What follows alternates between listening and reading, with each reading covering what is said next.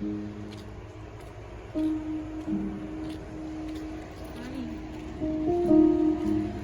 hello.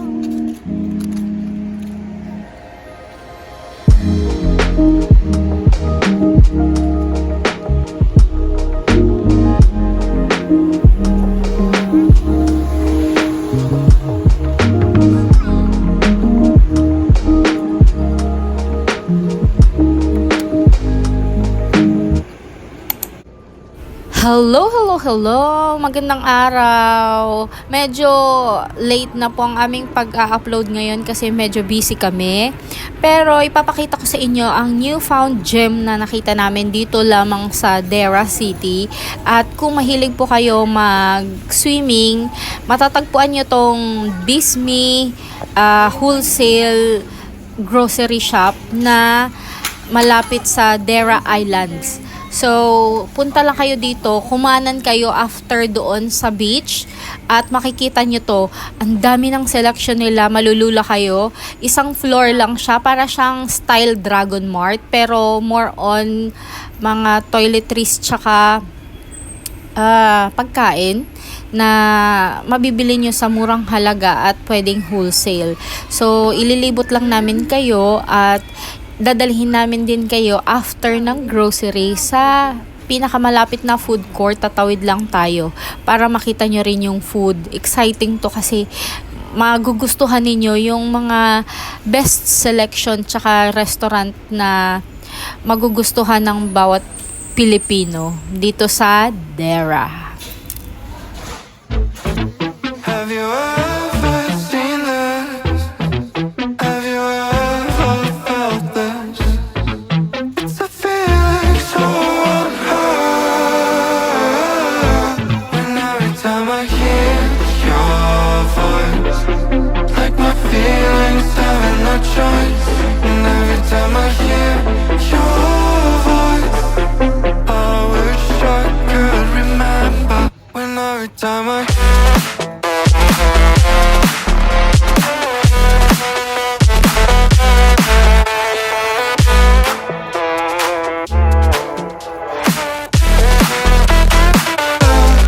every time I hear your voice, like my feelings having no choice. And every time I hear your voice, I wish I could remember.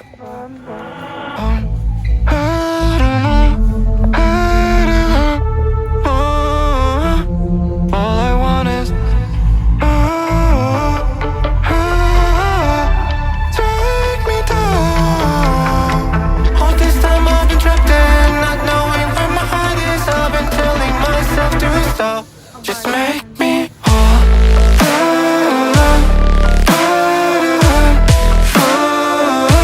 Just make me whole.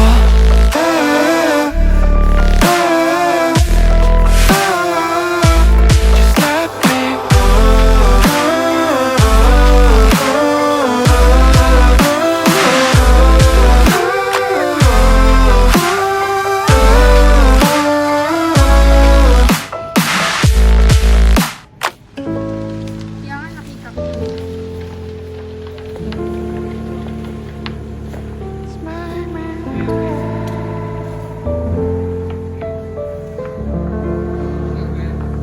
Big doon sa isa.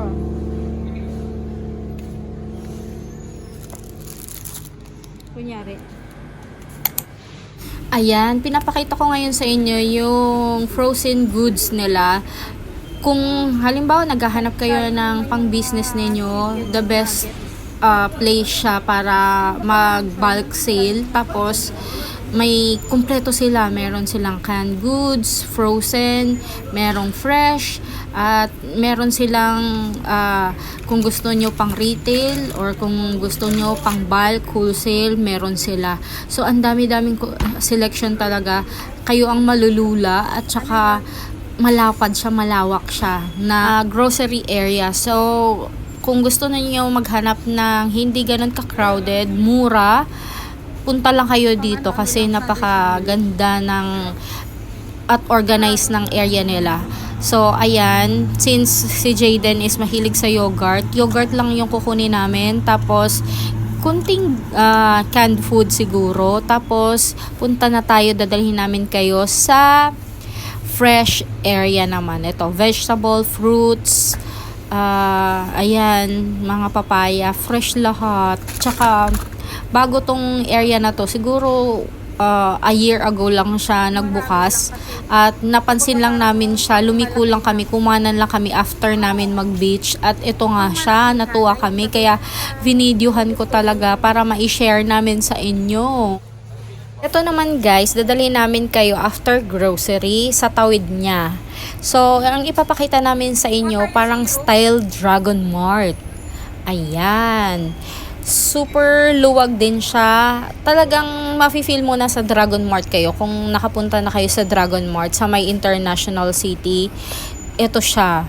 Maganda siya. Tapos, lahat ng mga nagtitinda dito, may tindahan din sa Dragon Mart. So, iisa lang talaga sila. Ngayon, ang pinunta, ano lang kami, window shopping. Tapos, bumili lang si Habi ng isang, I think, Shaquille O'Neal na shoes.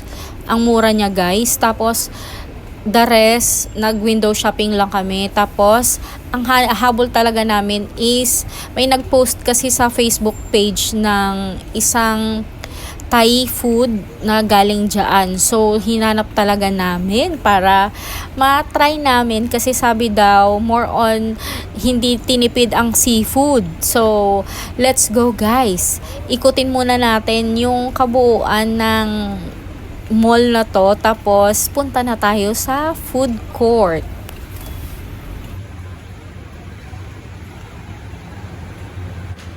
Ayan, sa mga mahihilig kumain at mag-explore ng Asian cuisine, dito nyo matatagpuan. Meron silang Shapag every month sa Global Village. So, natanong-tanong na rin namin kung saan sila meron. So, sabi nila, i-exhibit or parang nagtitinda sila doon sa Global Village. So, ito guys, ipapakita ko sa inyo more on Thai food, Indonesian food, Arabic, Filipino food, kumpleto sila. Hindi sila ganun kamatao kasi bago nga lang yung isang building na to.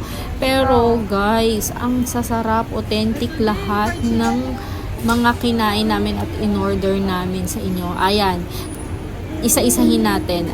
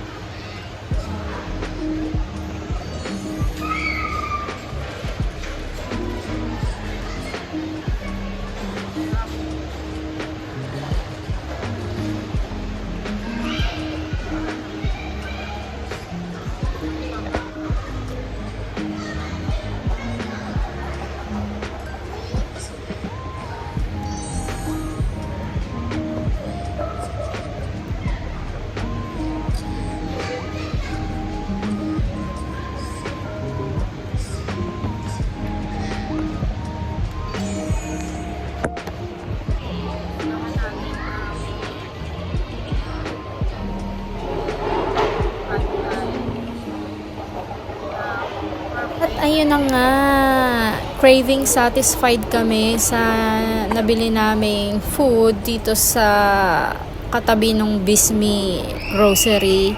So, hanapin nyo lang guys yung Bismi na grocery after ng Dubai Islands or after ninyo mag-swimming. Napakasarap ng pagkain, very authentic yung lasa ng Thai food. Hindi kami nakatry ng Indonesian tsaka Malaysian, pati na rin yung Pinoy food nila. Pero kasi yung kinikrave namin yung Thai food kasi yun talaga yung the best na food para sa amin pagdating sa Asian food. So next time baka maitry namin yung Indonesian food, pero marirate ko yung food nila ng parang siguro 8 out of 10 kasi syempre hindi naman lahat perfect. Pero yung in-order naming pad thai, tapos yung parang minced chicken nila, pati yung curry nila, green curry, okay lahat. Yung ano lang, yung minced na chicken, very basic. So, parang pwede mo siyang lutuin kahit sa bahay nyo lang.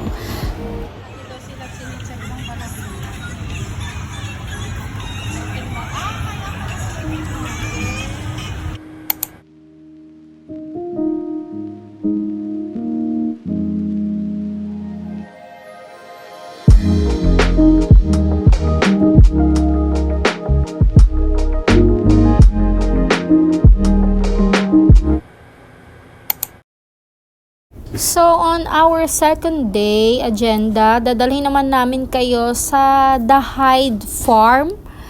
Ito ay hindi ganun kakilala. Tapos, sinuggest lang to ng isa sa mga friend namin, nakasama namin yung family nila.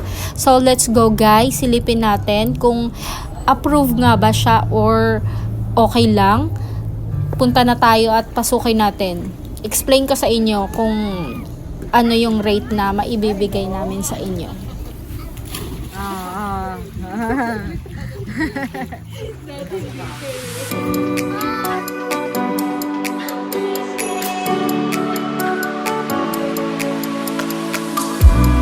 Tell me if you're hurt and I'll be there. Carry you away to the promised land. Feel your heartbeat and don't be scared, 'cause I'll be there.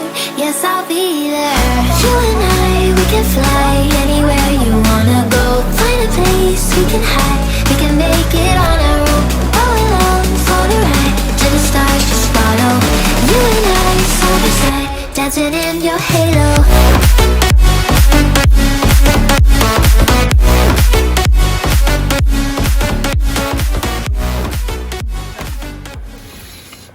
So, ayun na nga, lahat nag-enjoy at marirate namin siguro ng 9 out of 10 din. Hindi siya ganun kakilala pero the best yung experience namin kasi lahat komportable. Yung pinaka parang caretaker ng farm is Filipino. Tapos pag gising nyo sa umaga, mag-aalok sila ng harvest nila na eggplant, yung upo, tapos yung kitchen nila maluwag, yung mga bedrooms nila maluluwag. Tapos, ang the best doon, yung swimming pool nila, merong pang kids at merong pang adult. So, lahat mag-e-enjoy. Tapos, merong barbecue area. Super luwag niya, guys. So, kung marami kayo, ma-e-enjoy lahat at mura siya. So, Google nyo lang yung The Hyde Farm at makikita nyo na agad. So, yun lamang po. Goodbye at maraming salamat. God bless.